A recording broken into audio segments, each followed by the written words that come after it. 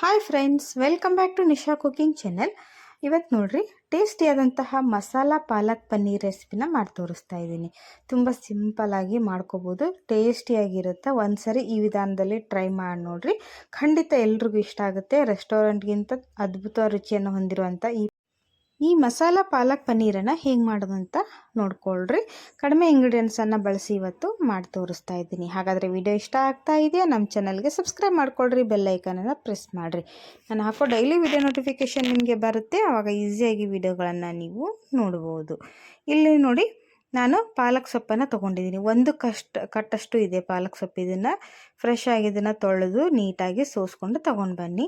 ಈಗ ನಾನಿಲ್ಲಿ 1-2 ಗ್ಲಾಸಷ್ಟು ಬಿಸಿನೀರನ್ನು ಕಾಯೋಕ್ಕೆ ಇಟ್ಟಿದ್ದೀನಿ ಆಲ್ರೆಡಿ. ನೋಡ್ರಿ, ನೀರು ಒಂದು ಕುದಿ ಬರಬೇಕು. ಒಂದು ಕುದಿ ಬಂದ ಮೇಲೇ ಪಾಲಕ್ ಸೊಪ್ಪನ್ನು ಹಾಕ್ರಿ. ಇನ್ನು ಸ್ವಲ್ಪ ಇದು ನೀರು ಬಿಸಿ ಆಗಲಿ. ಇಲ್ಲಿ ನೋಡಿ, ಪಾಲಕ್ ಸೊಪ್ಪನ್ನು ನಾನು ಸ್ವಲ್ಪ ಕಟ್ ಮಾಡಿ ತೊಗೊಂಡಿದ್ದೀನಿ. ಇಡೀದಾಗಿ ಹಾಕೋದಕ್ಕಿಂತ ಸ್ವಲ್ಪ ದೊಡ್ಡದಾಗಿ ಕಟ್ ಮಾಡಿ ಹಾಕಿದರೆ ಈಸಿಯಾಗಿ ಬೇಗನೆ ಬೇಯುತ್ತೆ. ಈಗ ನೋಡಿ, ನೀರಿಲ್ಲಿ ಚೆನ್ನಾಗಿ ಒಂದು ಕುದಿ ಬಂದಿದೆ.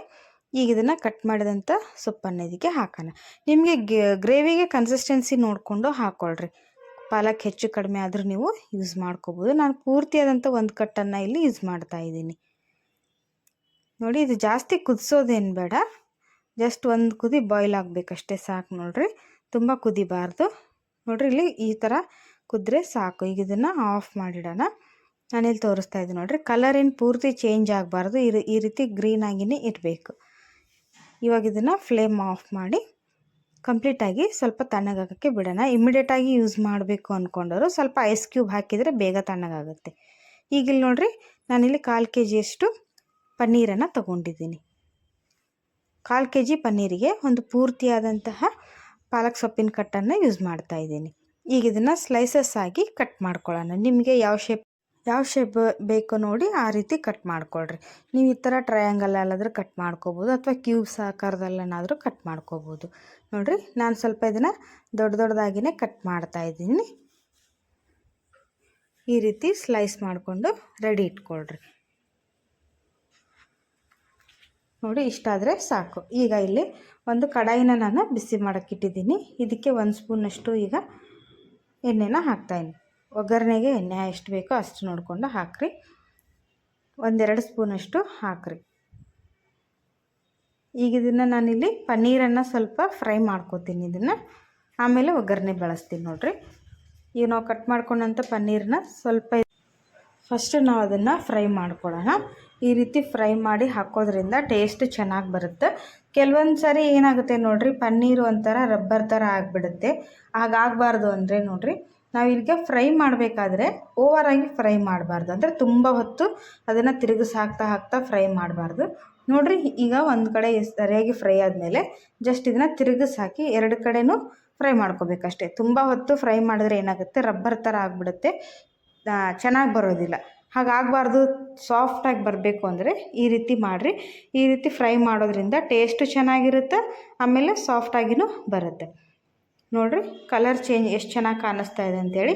ಈ ರೀತಿ ಫ್ರೈ ಆದಮೇಲೆ ಸಾಕು. ನೋಡಿರಿ, ಇದನ್ನು ತೆಗೆದುಬಿಡಬೇಕು. 1-2 ನಿಮಿಷ ಜಸ್ಟ್ ಟೈಮ್ ತೊಗೊಳುತ್ತೆ ಅಷ್ಟೇ. ಇದು ಜಾಸ್ತಿ ಟೈಮ್ ತೊಗೊಳ್ಳೋದಿಲ್ಲ. ಈಗ ಇದನ್ನು ತುಂಬ ಹೊತ್ತು ಫ್ರೈ ಮಾಡ್ದೇ ತೆಗೆದುಬಿಡ್ಬೇಕು. ನೋಡಿರಿ, ತೆಗೆದು ಈಗ ಇದನ್ನು ಸೈಡಿಗೆ ಎತ್ತಿಡೋಣ. ಈಗ ಮಿಕ್ಕಿದಂಥ ಎಣ್ಣೆ ಇದೆ ನೋಡಿರಿ, ಅದನ್ನು ಸ್ವಲ್ಪ ತೆಗೆದುಬಿಟ್ಟು 1 ಸ್ಪೂನಷ್ಟು ಮಾತ್ರ ನಾನು ನೆಕ್ಸ್ಟ್ ಒಗ್ಗರಣೆಗೆ ಯೂಸ್ ಮಾಡ್ತಿದ್ದೀನಿ. ಇದು ಎಣ್ಣೆ ತುಂಬ ಜಾಸ್ತಿ ಆಗುತ್ತೆ ಅಂಥೇಳಿ ಸ್ವಲ್ಪ ತೆಕ್ಕೊಂಬಿಡ್ರಿ. ತೆಗೆದು 1 ಸ್ಪೂನಷ್ಟು ಅಷ್ಟೇ ಹಾಕಿರಿ. ಹಾಕಿ ನಾನಿಲ್ಲಿ ಸ್ವಲ್ಪ ಮಸಾಲನ ರೆಡಿ ಮಾಡ್ತೀನಿ. ನೋಡಿರಿ, ಇದು ಮಸಾಲ ಪಾಲಕ್ ಪನ್ನೀರ್ ಆಗಿರೋದ್ರಿಂದ ಸ್ವಲ್ಪ ಮಸಾಲ ಚೆನ್ನಾಗಿ ಹುರ್ಕೊಳ್ಳೋಣ. ಆವಾಗ ಅದರ ಅರೋಮ ಎಲ್ಲ ಚೆನ್ನಾಗಿ ಬರುತ್ತೆ, ಟೇಸ್ಟು ಜಬರ್ದಸ್ತಾಗಿರುತ್ತೆ. 1 ಸ್ಪೂನಷ್ಟು ನಾನಿಲ್ಲಿ ಶಾಹಿ ಜೀರಾ ಹಾಕಿದ್ದೀನಿ, ಮತ್ತು ಹೋಲ್ ಗರಂ ಮಸಾಲ ತೊಗೊಂಡಿದ್ದೀನಿ. ಏಲಕ್ಕಿ, ಕಾಳು ಮೆಣಸು, ಮತ್ತು ಲವಂಗ, ಚಕ್ಕೆ, ಪಲಾವ್ ಎಲೆ, ಇದನ್ನೆಲ್ಲದನ್ನು ತೊಗೊಂಡಿದ್ದೀನಿ. ನೋಡಿ, ಸ್ವಲ್ಪ ಜಾವಿತ್ರಿ. ನಿಮ್ಮ ಹತ್ರ ಯಾವ್ದು ಗರಂ ಮಸಾಲ ಇದೆಯೋ ಹೋಲ್ ಗರಂ ಮಸಾಲ ಅದನ್ನು ನೀವು ಬಳಸ್ಬೋದು. ಲೋ ಫ್ಲೇಮ್ ಇಟ್ಕೊಂಡು ಚೆನ್ನಾಗಿ ಇದನ್ನು ಹುರ್ಕೊಳ್ರಿ. ಇದಕ್ಕೆ ಈಗ ಒಂದು ದೊಡ್ಡದಾದಂತಹ ಉಳ್ಳಾಗಡ್ಡಿನ ಕಟ್ ಮಾಡಿ ಹಾಕ್ತಾಯಿದ್ದೀನಿ. ಈ ರೀತಿ ಉಳ್ಳಾಗಡ್ಡಿನೂ ಫ್ರೈ ಮಾಡಿ ಹಾಕೋದ್ರಿಂದ ಇದರ ರುಚಿ ಇನ್ನೂ ಡಬಲ್ ಆಗುತ್ತೆ. ನೋಡಿರಿ, ಹಸಿ ವಾಸನೆ ಹೋಗೋವರೆಗೂ ಇದನ್ನು ಚೆನ್ನಾಗಿ ಹುರ್ಕೋಬೇಕು. ಉಳ್ಳಾಗಡ್ಡಿದೇನು ಹಸಿ ವಾಸನೆ ಇರುತ್ತಲ್ಲ, ಅದು ಹೋಗೋವರೆಗೂ ಸ್ವಲ್ಪ ಇದನ್ನು ಫ್ರೈ ಮಾಡಿಕೊಳ್ರಿ. ನೋಡಿ ಕಲರು ಚೇಂಜ್ ಆಗ್ತಾಯಿದೆ, ಗೊತ್ತಾಗ್ತಿರ್ಬೋದು ನಿಮಗೆ. ಇಷ್ಟು ಹುರಿದ್ರೆ ಸಾಕು. ಈಗ ಇದಕ್ಕೆ 2 ಟೊಮ್ಯಾಟೊನ ತೊಗೊಂಡಿದ್ದೀನಿ. ಮೀಡಿಯಮ್ ಗಾತ್ರದ 2 ಟೊಮ್ಯಾಟೊನ ಸಹಿತ ಕಟ್ ಮಾಡಿ ಹಾಕ್ತಾಯಿದ್ದೀನಿ ನೋಡಿರಿ. ಇದು ಕೂಡ ಅಷ್ಟೇ ಹಸಿ ವಾಸನೆ ಹೋಗೋವರೆಗೂ ಚೆನ್ನಾಗಿ ಇದನ್ನು ಫ್ರೈ ಮಾಡಿಕೊಡ್ರಿ. ಎರಡನ್ನೂ ಇದರ ನೀರಿನಂಶ ಬಿಟ್ಕೊಂಡು ಸರಿಯಾಗಿ ಹುರ್ಕೋಬೇಕು. ಅಲ್ಲಿವರೆಗೂ ಇದನ್ನು ಫ್ರೈ ಮಾಡಿರಿ. ಇಲ್ಲಿ ಖಾರಕ್ಕೆ ನೋಡಿರಿ ನಾನು ಹಸಿಮೆಣ್ಸಿನ್ಕಾಯಿನ ಬಳಸ್ತಾ ಇದ್ದೀನಿ. ಇದನ್ನು ಇದ್ರ ಜೊತೆ ಹುರ್ಕೊಳ್ರಿ. ಏಕೆಂದರೆ ಹಸಿಮೆಣ್ಸಿನ್ಕಾಯಿ ಹುರಿದು ಹಾಕೋದ್ರಿಂದ ಅಸಿಡಿಟಿ ಆಗೋದಿಲ್ಲ. ಹೊಟ್ಟೆಗೆ ಗ್ಯಾಸ್ಟ್ರಿಕ್ ಅಸಿಡಿಟಿ, ಎದೆ ಉರಿ ಈ ಥರ ಬರ್ತಾ ಇರುತ್ತೆ ಮಸಾಲ ಐಟಮ್ಸ್ ಎಲ್ಲ ತಿಂದಾಗ. ಆ ರೀತಿ ಆಗೋದಿಲ್ಲ ನೋಡಿರಿ. ಅದಕ್ಕೇ ಯಾವುದೇ ನಾವು ಮಸಾಲ ಪದಾರ್ಥಗಳನ್ನ ಬಳಸಬೇಕಾದ್ರೆ, ಹಸಿಮೆಣ್ಸಿನ್ಕಾಯಿ ಬಳಸಬೇಕಾದ್ರೆ ಹುರಿದು ಹಾಕ್ರಿ. ಆದಷ್ಟು ಚೆನ್ನಾಗಿರುತ್ತೆ. ಹೊಟ್ಟೆ ಅಸಿಡಿಟಿ ಗ್ಯಾಸ್ಟ್ರಿಕ್ ಆಗೋದಿಲ್ಲ. ಈಗ ಇದನ್ನೆಲ್ಲದನ್ನು ಸರಿಯಾಗಿ ಹುರ್ಕೊಂಡ್ವಿ. ಇದು ಕಂಪ್ಲೀಟಾಗಿ ತಣ್ಣಗಾಗಲಿ. ಇಲ್ಲಿ ನೋಡಿರಿ ಪಾಲಕ್ ಸೊಪ್ಪನ್ನು ನಾನಿಲ್ಲಿ ಫಸ್ಟು ಕೂಲಾಗಕ್ಕೆ ಬಿಟ್ಟಿದ್ವಲ್ಲ, ಇದರ ನೀರನ್ನು ಎಲ್ಲ ಬಸ್ತು ತೊಗೊಂಡಿದ್ದೀನಿ.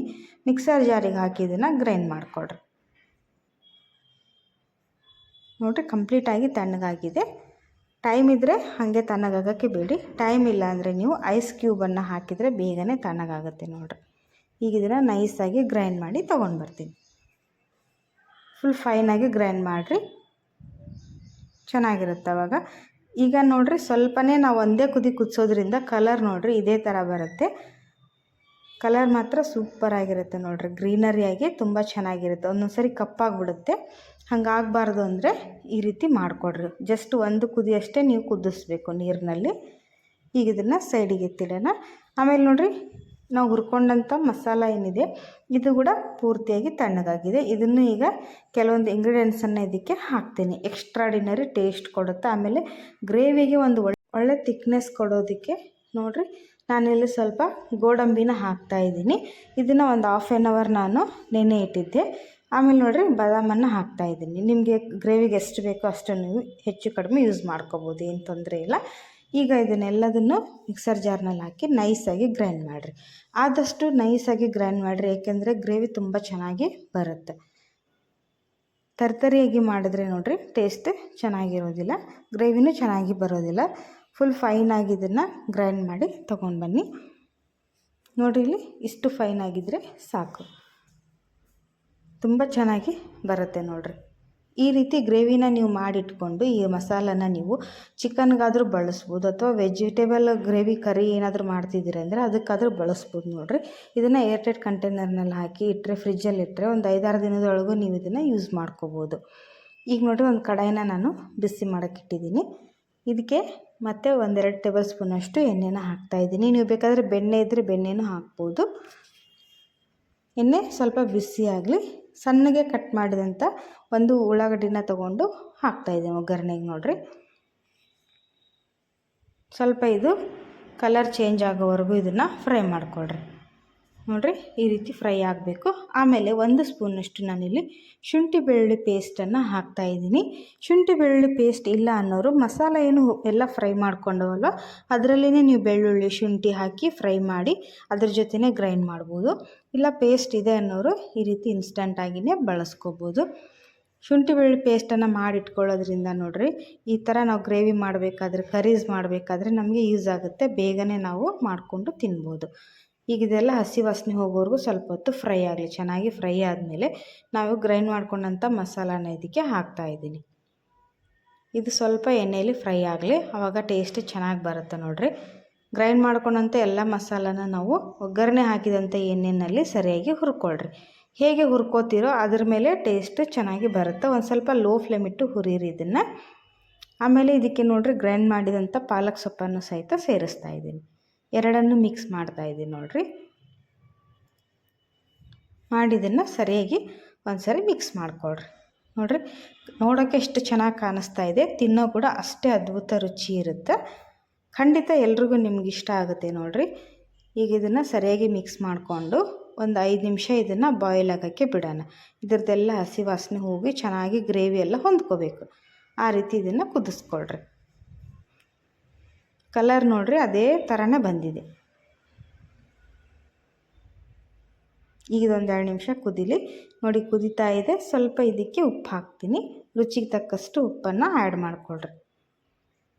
ಒಂದು ಸರಿ ನೀವು ಈ ರೀತಿ ಮಾಡಿದ್ರೆ ನೋಡಿರಿ ಡಾಬಾ ಸ್ಟೈಲ್ನಲ್ಲಿ ಹೋಟೆಲ್ ಸ್ಟೈಲ್ನಲ್ಲಿ ಮಾಡಬೇಕು ಅಂದ್ಕೊಂಡಾಗ ಈ ರೀತಿ ಮಾಡಿ ನೋಡಿರಿ. ಹೋಟೆಲ್ ಡಾಬಾಗಿಂತನೂ ಅದ್ಭುತ ರುಚಿ ಕೊಡುತ್ತೆ ಇದು. ಈಗ ಸ್ವಲ್ಪ ಇದು ಸ್ಪೈಸಸ್ಸನ್ನು ಆ್ಯಡ್ ಮಾಡ್ತಾಯಿದ್ದೀನಿ. ಒಂದು ಅರ್ಧ ಸ್ಪೂನಷ್ಟು ಇಲ್ಲಿ ಧನಿಯಾ ಪೌಡ್ರನ್ನು ಹಾಕ್ತಾಯಿದ್ದೀನಿ. ಮತ್ತು ಒಂದು ಅರ್ಧ ಸ್ಪೂನಷ್ಟು ನೋಡಿರಿ ಗರಂ ಮಸಾಲ ಹಾಕ್ತಾಯಿದ್ದೀನಿ. ಸ್ವಲ್ಪ ಇದಕ್ಕೆ 1 ಸ್ಪೂನಷ್ಟು ಕಸ್ತೂರಿ ಮೇಥಿ ಹಾಕ್ತಾಯಿದ್ದೀನಿ. ಕಸ್ತೂರಿ ಮೇಥಿ ಹಾಕೋದ್ರಿಂದನೂ ಒಳ್ಳೆ ಪರಿಮಳ ಬರುತ್ತೆ, ತುಂಬ ಚೆನ್ನಾಗಿ ಟೇಸ್ಟ್ ಕೊಡುತ್ತೆ ನೋಡಿರಿ. ಈಗ ಇದನ್ನು ಸರಿಯಾಗಿ ಮತ್ತೊಂದು ಸರಿ ಮಿಕ್ಸ್ ಮಾಡಿಕೊಳ್ರಿ. ಇದನ್ನು ಗ್ರೇವಿ ಫಸ್ಟೇ ನೀವು ಕುದಿಸ್ಕೊಂಡ್ಬಿಡ್ಬೇಕು. ಪನ್ನೀರ್ ಹಾಕೋದಕ್ಕಿಂತ ಮುಂಚೆನೇ ಇದನ್ನು ಕುದಿಸ್ಕೊಂಡ್ರೆ ಒಳ್ಳೆ ಟೇಸ್ಟ್ ಕೊಡುತ್ತೆ. ಯಾಕೆಂದರೆ ಪನ್ನೀರ್ ಹಾಕಿದ ಮೇಲೆ ಜಾಸ್ತಿ ಹೊತ್ತು ಕುದಿಸೋಕ್ಕೆ ಹೋಗಬೇಡಿ. ಈಗ ನೋಡಿರಿ ಸರಿಯಾಗಿ ಚೆನ್ನಾಗಿ ಬೆಂದಿದೆ. ನಾವು ಫ್ರೈ ಮಾಡ್ಕೊಂಡಂಥ ಪನ್ನೀರನ್ನು ಇದಕ್ಕೆ ಹಾಕ್ರಿ. ಲಾಸ್ಟಲ್ಲೇ ಆ್ಯಡ್ ಮಾಡಿಕೊಂಡು ಜಸ್ಟ್ 1 ನಿಮಿಷ ಇದನ್ನು ಮತ್ತೆ ಬಾಯ್ಲ್ ಮಾಡಿದ್ರೆ ಸಾಕು ನೋಡಿರಿ. ಅದ್ಭುತ ಟೇಸ್ಟ್ ಆದಂತಹ ಪಾಲಕ್ ಮಸಾಲ ಪನ್ನೀರ್ ರೆಡಿ ಆಗುತ್ತೆ ನೋಡಿರಿ. ಈ ವಿಡಿಯೋ ಇಷ್ಟ ಆಯಿತಾ? ಎಲ್ಲ ನಿಮ್ಮ ಫ್ಯಾಮಿಲಿ ಫ್ರೆಂಡ್ ಜೊತೆ ಹೆಚ್ಚು ಶೇರ್ ಮಾಡಿರಿ, ಹೆಚ್ಚು ಲೈಕ್ ಮಾಡಿರಿ. ಯಾಕೆಂದರೆ ನಿಮ್ಮ ಒಂದು ಲೈಕ್ ಮತ್ತು ಸಬ್ಸ್ಕ್ರೈಬಿಂದ ಒಳ್ಳೆ ಒಂದು ಮೋಟಿವೇಶನ್ ಸಿಕ್ಕಂಗಾಗುತ್ತೆ. ಇನ್ನೂ ಒಳ್ಳೆ ರೆಸಿಪಿಗಳನ್ನು ನಾನು ನಿಮ್ಮ ಜೊತೆ ಶೇರ್ ಮಾಡ್ತೀನಿ ಅಂತ ಹೇಳ್ತಾ ಇದ್ದೀನಿ. ಇದೇ ರೀತಿ ಎಲ್ಲ ಆಲೂ ಸ್ನ್ಯಾಕ್ಸ್ ಆಗಿರ್ಬೋದು, ವೆಜ್ ಆ್ಯಂಡ್ ನಾನ್ ವೆಜ್ ರೆಸಿಪಿಗಳಾಗಿರ್ಬೋದು ನಮ್ಮ ಚಾನಲಲ್ಲಿ ಶೇರ್ ಮಾಡಿದ್ದೀನಿ. ಹೋಗಿ ನೀವು ನೋಡಿದ್ರೆ ಎಲ್ಲ ರೀತಿಯ ವಿಡಿಯೋಗಳು ನಿಮಗೆ ಅವೈಲಬಲ್ ಇರುತ್ತೆ. ಎಲ್ಲ ವಿಡಿಯೋಗಳು ನಿಮಗೆ ಇಷ್ಟ ಆದರೆ ಎಲ್ಲ ನಿಮ್ಮ ಫ್ಯಾಮಿಲಿ ಮೆಂಬರ್ಸ್ ಜೊತೆ ಫ್ರೆಂಡ್ಸ್ ಜೊತೆ ಶೇರ್ ಮಾಡಿಕೊಳ್ರಿ. ಏಕೆಂದರೆ ಅವರು ಒಂದು ಒಳ್ಳೆ ಅಡುಗೆ ಕಲ್ತಂಗಾಗುತ್ತೆ, ಹೊಸ ರುಚಿ ಮಾಡ್ದಂಗಾಗುತ್ತೆ, ತಿಂದಂಗಾಗುತ್ತೆ. ನೋಡಿ ಈಗಲಿ ನಾನು ಸ್ವಲ್ಪ ಫ್ರೆಶ್ ಆಗಿರುವಂಥ ಕೊತ್ತಂಬರಿ ಸೊಪ್ಪನ್ನು ಕಟ್ ಮಾಡಿ ಹಾಕಿದೆ. ಈ ರೀತಿ ಹಾಕೋದ್ರಿಂದ ತುಂಬ ಚೆನ್ನಾಗಿ ಒಳ್ಳೆ ಟೇಸ್ಟ್ ಕೊಡುತ್ತೆ. ಈಗ ಅದನ್ನು ಗ್ಯಾಸ್ ಆಫ್ ಮಾಡಿ ಬಿಸಿಯಾಗಿ ಸರ್ವ್ ಮಾಡಿ. ನೋಡಿ ಇಲ್ಲಿ ತುಂಬ ಚೆನ್ನಾಗಿ ಬಂದಿದೆ. ಟೇಸ್ಟ್ ಮಾತ್ರ ಅದ್ಭುತವಾಗಿದೆ ನೋಡಿರಿ. ಖಂಡಿತ ಒಂದು ಸರಿ ಟ್ರೈ ಮಾಡಿರಿ. ಮಕ್ಕಳಂತೂ ತುಂಬ ಇಷ್ಟಪಡ್ತಾರೆ. ತುಂಬ ಮೈಲ್ಡಾಗಿರುವಂತಹ ಟೇಸ್ಟ್ನಲ್ಲಿ ಪಾಲಕ್ ಪನ್ನೀರ್ ರೆಡಿಯಾಗಿದೆ. ನಾನು ಇವತ್ತು ಇದನ್ನು ತಂದೂರಿ ರೊಟ್ಟಿ ಜೊತೆ ಟೇಸ್ಟ್ ಮಾಡ್ತಾಯಿದ್ದೀನಿ. ನೀವು ಬೇಕಾದರೆ ಚಪಾತಿ ಆಗಿರ್ಬೋದು, ಪರೋಟ ಆಗಿರ್ಬೋದು, ಜೀರಾ ರೈಸ್ ಯಾವುದ್ರ ಜೊತೆ ಆದರೂ ತಿಂದರೂ ತುಂಬ ಚೆನ್ನಾಗಿರುತ್ತೆ. ಬರೀ ವೈಟ್ ರೈಸ್ ಇದ್ರೂ ಸಾಕು ನೋಡಿರಿ, ಅದ್ಭುತ ಟೇಸ್ಟಿಯಾಗಿ ಇರುತ್ತೆ.